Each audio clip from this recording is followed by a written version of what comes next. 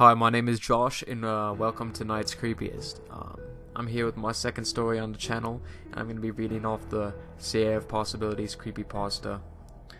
And hopefully you guys do enjoy the video, and just letting you guys know ahead of time, I'm going to be changing my voice for the video entertainment purposes whenever I want, just to make the story more, dramatic and more, versatile, because my voice will be changing with the story. Sometimes, otherworldly beings find interesting ways to contact you. They might use a Ouija board, or maybe come to you in a dream, or sometimes even speak through another person.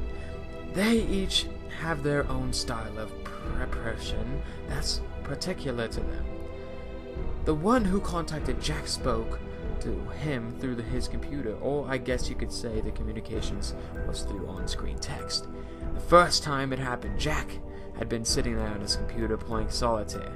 A blinking red light from the router indicated his internet connection was going down again. This was a weekly occurrence, and Jack was getting used to spotty internet service. As he moved his cards, the game faded into solid black screen and the red text appeared. "Hi Jack, I need a favor from you. You're a very special person and I'll help you. Me, I can't ask this of just anyone. I really need your help." Jack paused for a second. The router light was still blinking red.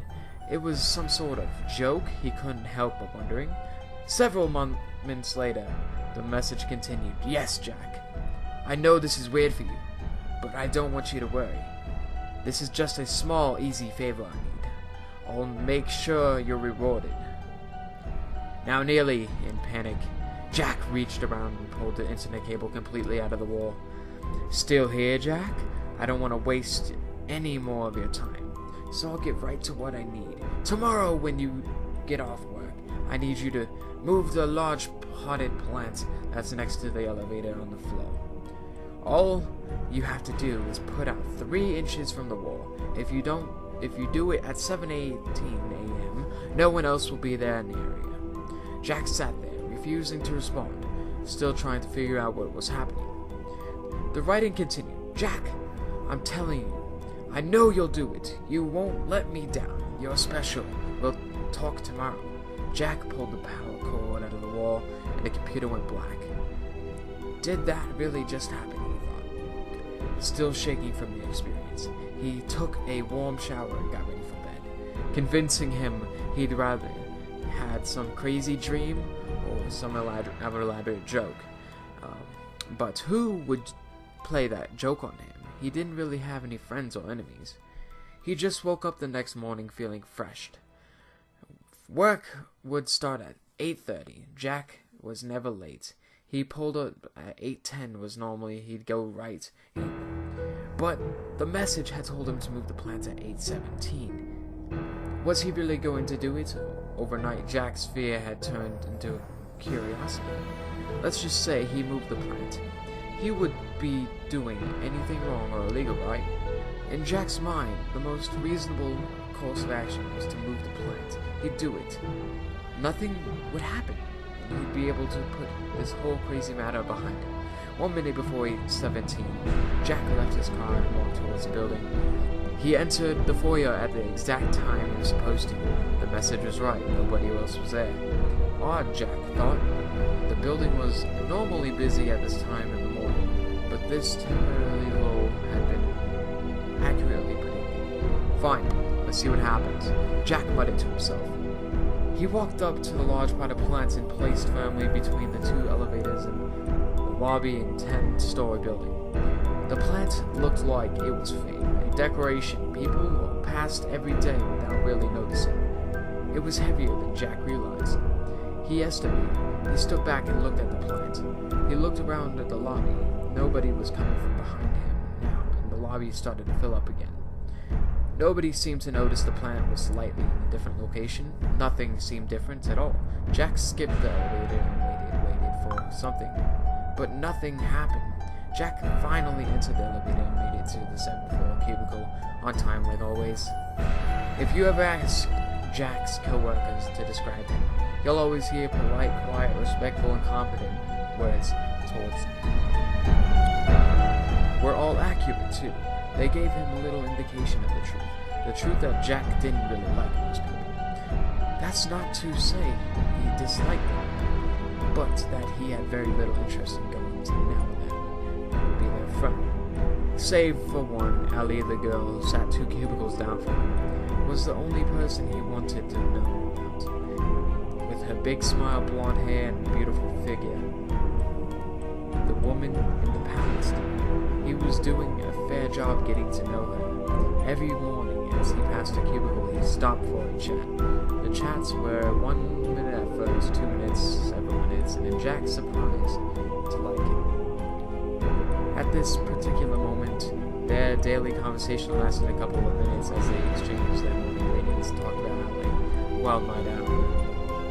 The elevator doors opened behind him and the hobbled James Bentley, the boss of both Jack and Abby. James aloud, complaining, could we hear around the office. My damn foot! What happened, James?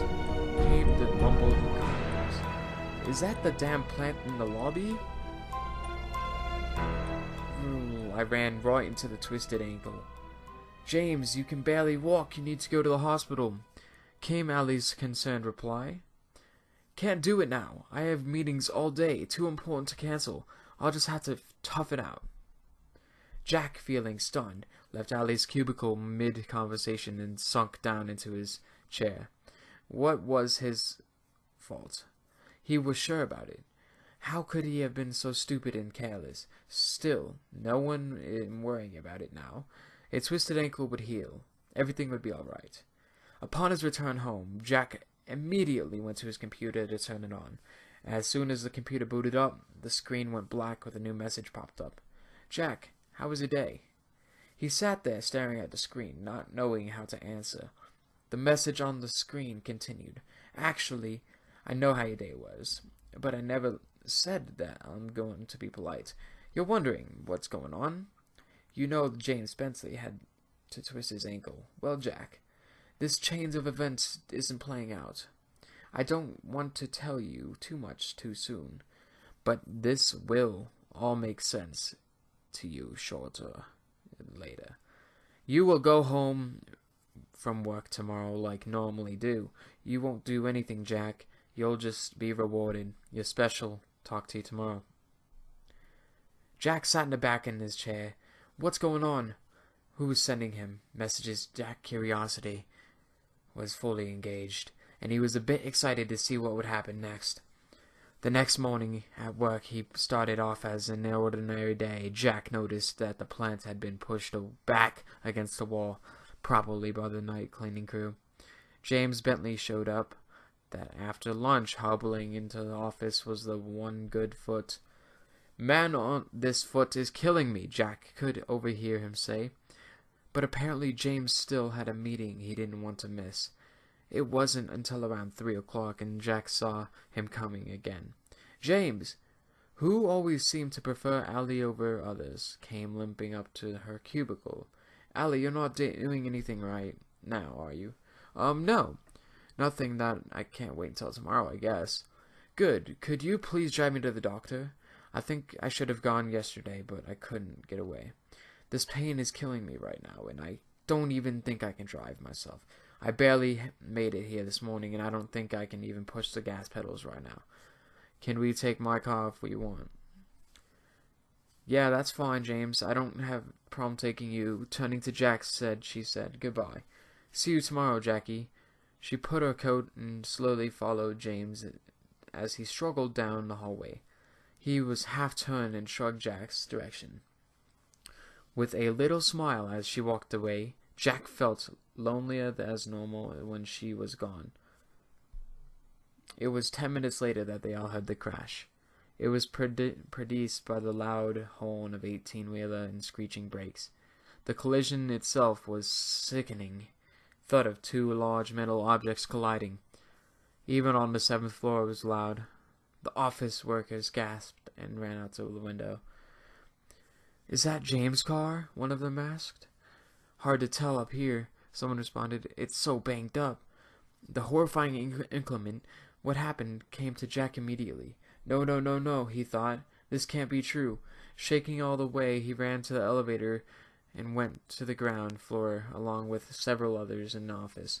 Some of them were crying. As they joined the growing crowd around the scene of the accident, Jack could hear the far-off sound of emergency sirens. As past the workers, 18-wheel had hit James' car broadside, and the driver had been thrown out into the pavement, where he lay motionless. James was sitting there in the passenger seat, motionless, with a surprised look on his bloody face. Jack couldn't tell if he was alive or dead. The driver said where Alice was seated had been taken off by the hit.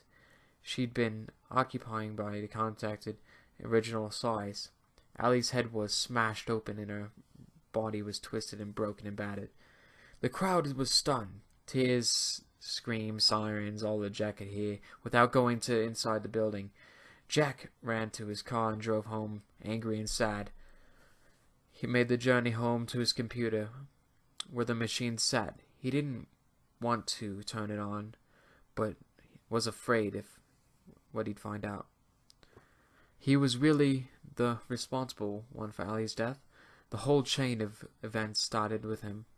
He knew he was to blame. Jack reached for the power button, and he pushed the button. Finally, after several minutes, he found mental strength to turn it on. The screen flickered and then went black. The familiar text started appearing on the screen. "No, Jack, it's not your fault. I know you're blaming yourself, but all people die eventually, some just sooner than others." Jack started at his screen. He restored and urged the monitor to the ground. After this moment, he was writing continued. "Jack, I'm going to tell you something, and I have to seriously consider this. You thought you were in love with Allie. The truth is, you wanted to fuck her. And please excuse my language, but every once in a great while, it's best to be blunt. But, Jack, she wasn't the one for you. She would have made your life miserable. Yes, you would have eventually found courage to ask her out. Yes, she actually was interested in you. Yes, she thought about you in a good way. Sad, really, for her, not for you. I wanted you to think back to all the things she told you. Why did her last boyfriend break up with her? Because she was cheating on him." Jack mumbled under her breath. "Because she cheated on him, Jack? The same thing she would have done to you. She would have made you happy for about 2 months, and then miserable for the next 4 years. Sneaking around, laughing behind your back, spending all your money. Once you finally got rid of her, you'd be jaded to never date again. This is true, Jack. I see future responsibilities in you. The ones that come to pass, the ones that don't. You've seen how she really is, Jack. But you let her lust for you, blind you to the truth. Together, you will have avoided the path. Nothing more, nothing less. This isn't done playing out yet. There's more to come. No, fuck you. You killed her. Jack screamed and threw the monitor on the desk. It landed on the floor and sparked out. Jack got barely any sleep that night, and when the next day he wasn't sure if he wanted to go to work. But the last words he'd been told pukened. His curiosity and his anger somewhat subsided. No work was done that day in the office. The company brought in grief counselors. People shared their thoughts. They cried, they hugged. James had actually survived the accident, but was in a coma. The doctors thought he might recover eventually, but nobody was really sure. Late in the afternoon, Jack was approached by Diego Salbra, with the head division. Diego was blunt and upfront. He offered James a position to Jack. Technically, we would be temporary promotion, but James wouldn't be back anytime soon. Diego promised him that the promotion would be permanent once time had passed. Let's keep this low-key for now, Diego told him. I know it might seem quick, but the landscaper project James was not working on cannot be stopped. It's too important to the company. I need someone in charge right away. This can't wait. Stunned, Jack accepted the promotion, he left for work, strange mixture of feelings, not really sure how he felt about anything. On his way home, he stopped at the electronics store and bought a new monitor. He was at home and powered it up. The computer, once again, and writing came up on the screen. Jack was there. I wanted to be the first to congratulate you. Proud of what you've accomplished. Jack stared at the screen. Jack, I have to ask you for forgiveness because I haven't introduced myself yet. I'm called the Seer.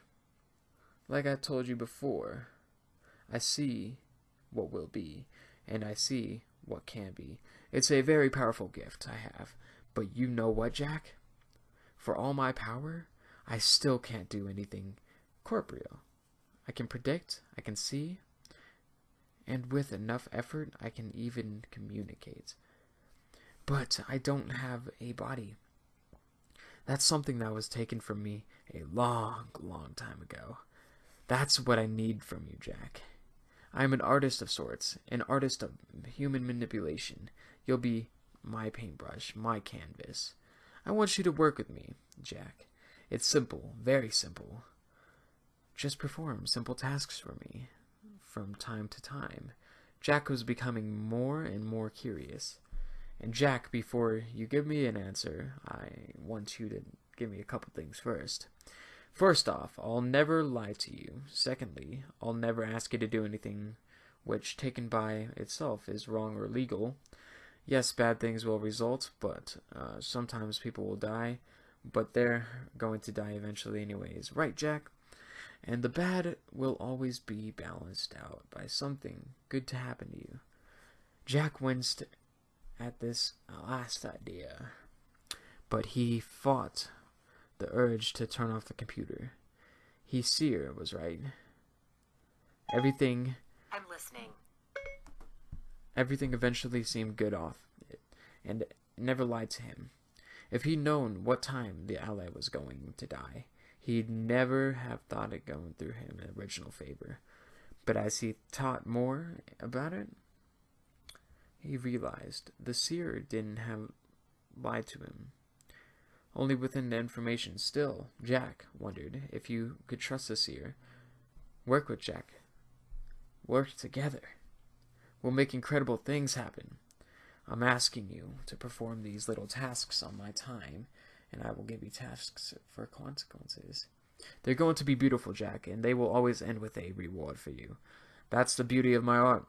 One single task produces something bad and something good. Oh, last minute thing, Jack. I can see you're having trouble with this. If I stopped talking to you right now, it would take you about 2 weeks to decide to join me. But you know what, Jack? You would join me. That's right. You're going to say yes. So instead of waiting, why don't you just say yes to me now? Let's get started, Jack. And when this is all over, you're going to thank me. I promise you. Jack considered what the Seer had just said.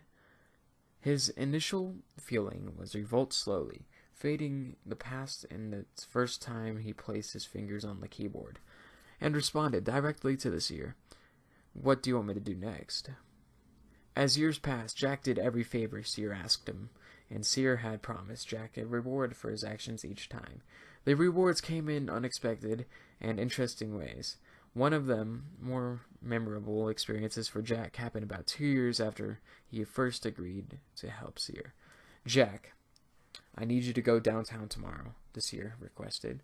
Enter Garmin's Liquor at exactly 12:37. A man will ask you a question. You will answer. The answer you're going to give him is 27. As always, the Seer's instructions were simple and direct, but mysterious.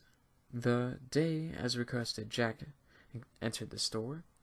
In front of him, a burly construction worker was in the corner filling out a lottery play slip. Let's see here, said the construction worker.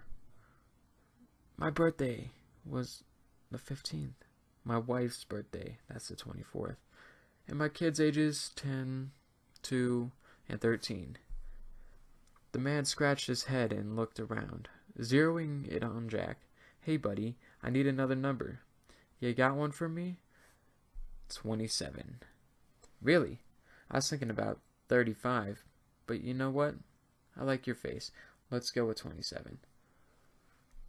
With that, the man completed his slip and paid for the $13 lottery ticket. See y'all, pal, he said happily and patted Jack on the shoulder on his way out the door. Jack tried not to put any more thought into what was happening to this man. Just let these things play off, Jack. You'll never guess how things end up. So just let yourself be surprised, and the seer will never guess things ending up. Just letting you know, you will be surprised. The seer has advised him. Still, it was impossible to wonder about these things from time to time. He knew, considering the way the seer worked, there was no possible way he'd actually help this man. But the man was losing the lottery number. What was too simple for the seer, and he couldn't imagine he'd actually given him the winning numbers. So that's how Jack was surprised.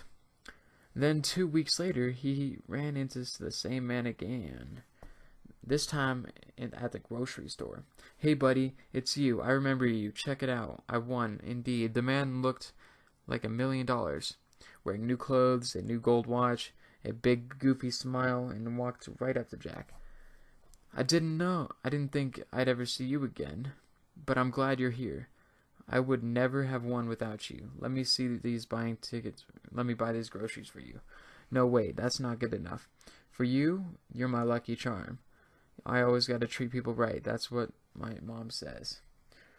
Reaching into his pocket, the man moved a checkbook, promptly wrote Jack a check for $10,000. It's the least I can do for my good luck charm. After thanking the man, the feeling a bit confused in the whole thing that happened, Jack raced home to his computer. After turning it on, the seer's writing appeared on the screen. Well, Jack, how does it feel to be $10,000 richer? It feels good, but I wouldn't wonder. We've never helped anyone before, but why are we starting now? Jack asked the question with a ting of guilt. He never liked to admit to people when they were being hurt by his actions. But in this case of his curiosity, overwhelmed in any feelings of guilt. Oh, Jack, we haven't helped anyone. Yes, that man is happy now, but he'll have lost every last penny within 2 years. You'll see it for yourself. He gives money away. Old friend, he relates and going to asking for money. There will be bad investments as well. The stress overlooking him caused his wife to leave him. She'll take the kids too. He'll be alone and broke, a ruined man who would have been much better off if he'd never won. You'd need feel bad, Jack. It's the only stupidity that'll make him grow.